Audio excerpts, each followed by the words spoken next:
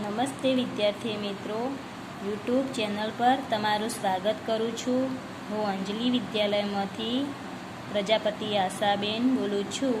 ધોરણ 7 વિષય સંસ્કૃત, પાઠ નંબર 4 હાસ્ય યોગ।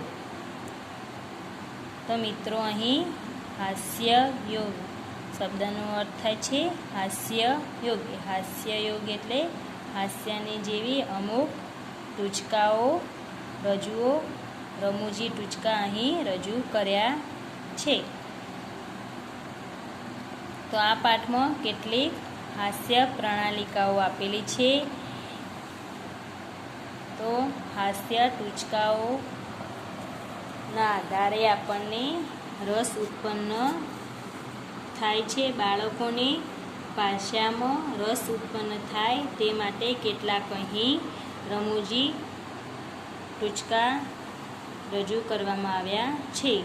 તો મિત્રો, અહીં પહેલા ટૂચકો છે રમૂજી ટૂચકો।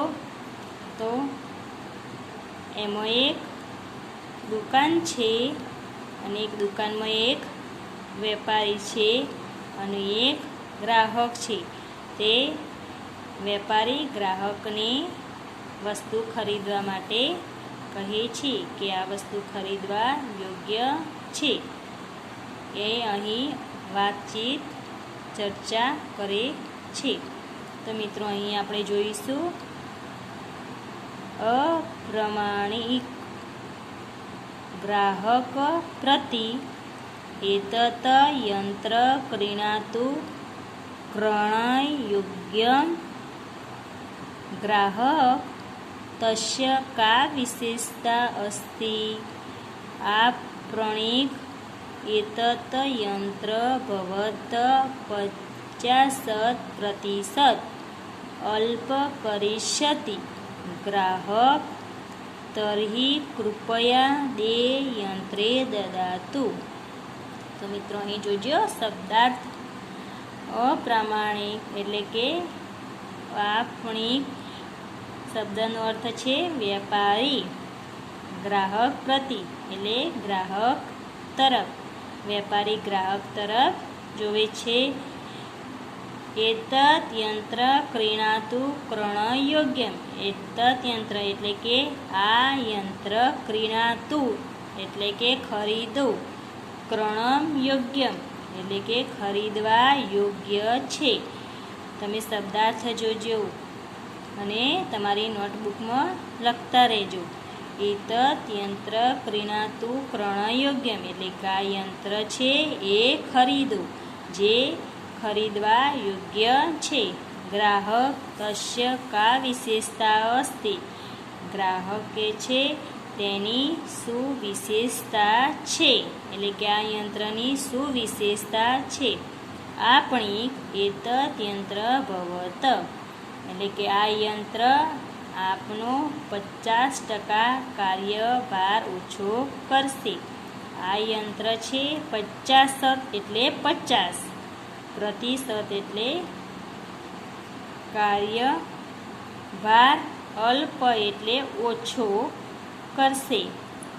આ યંત્ર છે એ આપણો 50% કાર્યભાર ઓછો કરશે।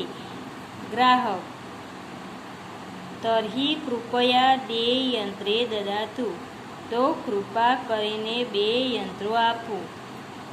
તો કૃપયા એટલે કૃપા કરીને, દ્વે એટલે 2 યંત્ર, દદાતુ એટલે આપો। મિત્રો, અહીં અનુવાદ જોજો। આપણી ગ્રાહક તરફ જુએ છે। એતદ યંત્ર ક્રીણાતુ क्रययोग्यम, આ યંત્ર ખરીદો, તે ખરીદવા યોગ્ય છે। ગ્રાહક કે છે તસ્ય કા વિશેષતા અસ્તિ, તેની શું વિશેષતા છે। એતત યંત્ર ભવત 50% અલ્પ કરિષ્યતિ, આ યંત્ર આપનો 50% કાર્યભાર ઓછો કરશે। તર્હિ એટલે ગ્રાહક કે છે તો કૃપા કરીને 2 યંત્રો આપો। મિત્રો, અહીં આપણે બીજા નંબરનું જોઈશું ટૂચકો। શિક્ષકે છે છાત્રાય ગૃહકાર્ય દ્રષ્ટવા. શિક્ષક છાત્રા એટલે વિદ્યાર્થીને ગૃહકાર્ય દ્રષ્ટવા એટલે જોઈને. શિક્ષક વિદ્યાર્થીનું ગૃહકાર્ય જોઈને. ભવત ગૃહકાર્યે બહવ દોષા એટલે કે ભવત એટલે તારા ગૃહકાર્યમાં ખૂબ ભૂલો છે. દોષા એટલે ભૂલો. તારા ગૃહકાર્યમાં બહુ ભૂલો છે. તાન અપી ભવાન એક એવ કરોતિ એટલે કે તે પણ આપે એકલાએ જ કરી છે. એટલે તે ભૂલો તે એકલાએ જ કરી છે. છાત્ર મહોદય એટલે હે મહાશય.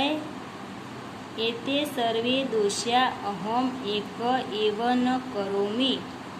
એટલે આ બધી ભૂલો મેં અહમ એટલે મેં એકલાએ જ કરી નથી. એટલે કે હે મહાશય આ બધી ભૂલો મેં એકલાએ જ કરી નથી. ગૃહ પાઠ લેખને મમ પિતા અપી સહાયતા કરોતિ એટલે કે ગૃહકાર્ય પાઠ લેખનમાં એટલે ગૃહકાર્ય લખવામાં મમ પિતા એટલે મારા પિતાએ પણ મદદ સહાયતા એટલે કે મદદ કરી છે. મિત્રો ફરીથી જોજો અહીં અનુવાદ. શિક્ષક કહે છે છાત્રાએ ગૃહકાર્ય દ્રષ્ટવા એટલે કે વિદ્યાર્થીનું ગૃહકાર્ય જોઈને. તારા ગૃહકાર્યમાં ખૂબ જ ભૂલો છે. તે પણ આપે એકલાએ જ ભૂલો કરી છે. એટલે વિદ્યાર્થી કહે છે હે મહાશય આ બધી ભૂલો મેં એકલાએ કરી નથી. ગૃહકાર્ય લખવામાં મારા પિતાએ મને મદદરૂપ થયા છે, મદદ કરી છે. મિત્રો અહીં ત્રીજા નંબરનું જોઈશું આપણે. ગૃહસ્વામી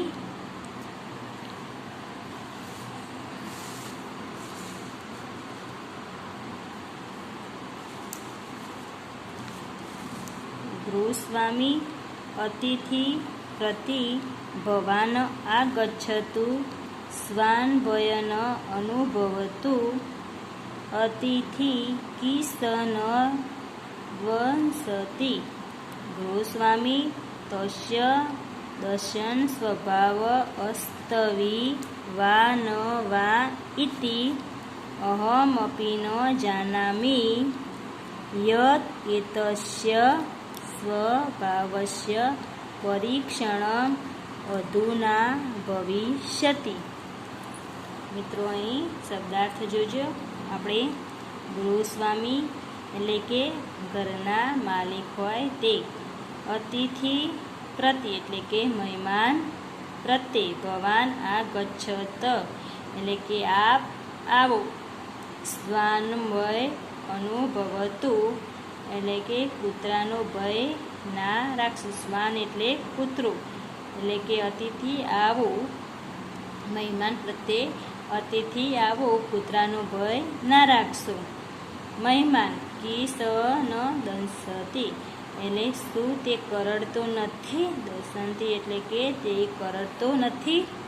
તસ્ય દર્શન સ્વભાવ અસ્તિ તેનો કરડવાનો સ્વભાવ છે કે નથી તે હું પણ જાણતો નથી. એટલે કે તે કરડવાનો તેનો સ્વભાવ છે કે નહીં તે પણ હું જાનામી એટલે કે જાણતો નથી. યત એતસ્ય સ્વભાવ કારણ કે એના સ્વભાવની પરીક્ષા હવે થશે. એટલે કે તેના સ્વભાવની પરીક્ષા હવે થશે. મિત્રો ફરીથી જોજો. ગૃહસ્વામી અતિથિ પ્રત્યે એટલે કે મહેમાન પ્રત્યે આપ આવો. કૂતરાનો ભય રાખશો નહીં. શું તે કરડતો નથી. તેનો કરડવાનો સ્વભાવ છે કે નહીં તે હું પણ જાણતો નથી. એના સ્વભાવની પરીક્ષા હવે મને થશે. મિત્રો અહીં આપણે ચોથા નંબરનું રમૂજી ટૂચકો જોઈશું. એકદા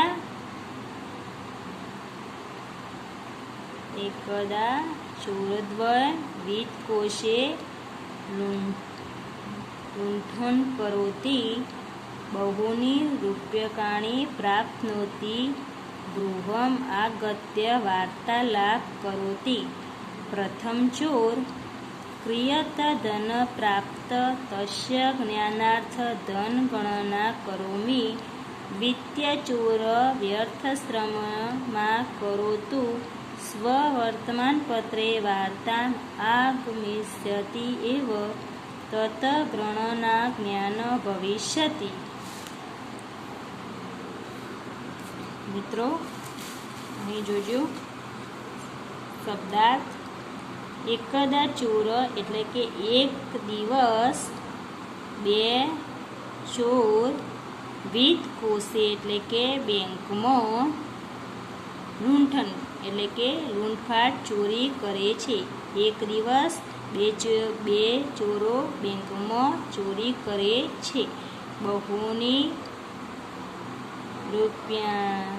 રૂપ્યકાણી પ્રાપ્તંતિ એટલે બહુ રૂપિયાઓ પ્રાપ્તનોતી એટલે મેળવે છે. ગૃહમ આગાત્ય વાર્તાલાપ કરોતી ઘેર આવીને વાતચીત કરે છે. આગત્ય એટલે ઘેર આવીને.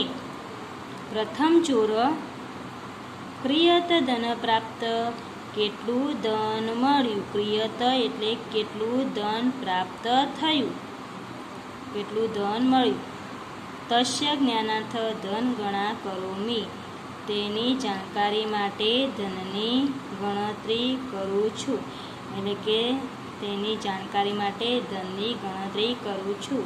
દ્વિતીય ચોર વ્યર્થ શ્રમમાં કરોતી એટલે નકામી વ્યર્થ શ્રમ એટલે નકામી મહેનત કરીશ નહીં. સ્વવર્તમાનપત્રે વાર્તામ આગમિષ્યતિ એવ. સ એટલે કે આવતીકાલે, વર્તમાનપત્ર એટલે છાપામાં સમાચાર આવશે. એટલે કે વ્યર્થ મહેનત કરે નહીં, આવતીકાલે છાપામાં સમાચાર આવશે. તેનાથી એટલે તેનાથી ગણના જ્ઞાન ભવિષ્યતિ તેનાથી ગણતરી જાણવા મળશે. મિત્રો ફરીથી અનુવાદ જોજો. એક દિવસ બે ચોર બેંકમાં ચોરી કરવા, બેંકમાં લૂંટ એટલે ચોરી કરે છે, ઘણા રૂપિયા મેળવે છે, ઘેર આવીને વાતચીત કરે છે. પ્રથમ ચોર કહે છે કેટલું ધન મળ્યું તેની જાણકારી માટે ધનની ગણતરી કરું છું. તો બીજો ચોર કહે છે વ્યર્થ એટલે નકામી મહેનત કરીશ નહીં.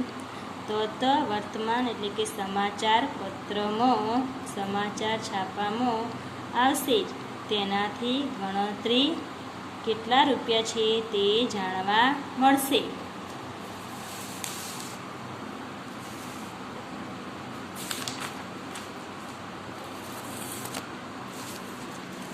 મિત્રો અહીં 5મા નંબરનું જોઈશું. વૃદ્ધ શંભુનાથ મમ પત્ની મમ ભોજનસ્ય પશ્ચાત એવ ભોજન કરોતિ. રામાનાથ ભવત ભાર્યાય સ ભોજન ન કરોતિ વા. શંભુનાથ તથા કિમપી નાસ્તિ મમ ભોજનસ્ય પશ્ચાત सा भोजन करोति. तस्य कारणमस्ति यत् आवयो एका एव कृत्रिम दंतावली अस्ति. એટલે કે વૃદ્ધ શંભુનાથ મમ પત્ની એટલે મારી પત્ની, મમ ભોજનસ્ય મારા જમ્યા પછી જ ભોજન કરે છે. એટલે શંભુનાથ કહે છે મારી પત્ની મારા ભોજન કર્યા પછી જમે છે. રામાનાથ ભવત ભાર્યા સ ભોજન ન કરોતિ વા. શું તમે પત્નીની સાથે ભોજન કરતા નથી. એટલે શું તમે પત્નીની ભાર્યા એટલે પત્નીની સાથે ભોજન કરતા નથી. શંભુનાથ તથા કિમપી નાસ્તિ તેવું કંઈ નથી. મમ ભોજન પશ્ચાત મારા ભોજન પછી તેણીને ભોજન કરે છે. તસ્ય કારણમસ્તિ, તેનું કારણ છે તેનું કારણ છે અમારા બંનેને એક જ બનાવટી દાંત છે. એટલે કે તેનું કારણ છે અમારા બંનેને એક જ બનાવટી દાંત છે, જે છે દાંતનું ચોકઠું છે. મિત્રો અહીં ફરીથી અનુવાદ જોજો. મારી પત્ની મારા જમ્યા પછી જ ભોજન કરે છે. શું તમે પત્નીની સાથે ભોજન કરતા નથી? તેવું કંઈ નથી. મારી પત્ની મારા ભોજન પછી જ તેણી ભોજન કરે છે, તેનું કોઈ કારણ છે. અમારા બંનેને એક જ બનાવટી કૃત્રિમ દંતાવલી એટલે કે બનાવટી દાંત છે, એટલે કે જે દાંતનું ચોકઠું છે. તો મિત્રો અહીં આપણે હાસ્યયોગ પાઠ જોયો. તેના શબ્દાર્થ અને અનુવાદ તમારે તમારી નોટબુકમાં લખવાનો છે. અહીં સ્વાધ્યાય આપેલો છે, એ સ્વાધ્યાય પણ તમારે તમારી નોટબુકમાં લખવાનો છે. પહેલો છે, નીચેના શબ્દોનું મોટેથી ઉચ્ચારણ કરવાનું છે. જે શબ્દો છે તેમના મોટેથી તમારે વાંચવાના છે. પ્રશ્ન 2, નીચેના શબ્દો માટેના સંસ્કૃત શબ્દો આપો. જે શબ્દો આપેલા છે તેમના સંસ્કૃત શબ્દો લખવાના છે. ત્રીજો પ્રશ્ન, નીચેના વાક્યો કોણ બોલે છે તે કહો. એટલે જે વાક્યો છે કોણ બોલે છે તમારે લખવાના છે. પ્રશ્ન 4, રેખાંકિત એટલે જે રેખાંકિત કર્યા જ પદોના સ્થાને કૌંસમાં આપેલ શબ્દોનો ઉપયોગ કરી અન્ય વાક્યો લખવાના છે. ઉદાહરણ મુજબ વાક્ય રચના કરો. જે પહેલું ઉદાહરણ આપેલું છે એ જ રીતે તમારે બીજા વાક્યો લખવાના છે. પ્રશ્ન 6, ઉદાહરણ મુજબ ક્રિયાપદોમાં પરિવર્તન કરો. પહેલું જે ક્રિયાપદના આપેલું છે એ જ રીતે તમારે બીજું વાક્યો શબ્દાર્થ લખવાના છે. આવી બીજી હાસ્ય કણિકાઓ તમારે શોધીને નોટબુકમાં લખવાની છે. તો મિત્રો આવજો. હવે બીજા વિડીયોમાં મળીશું.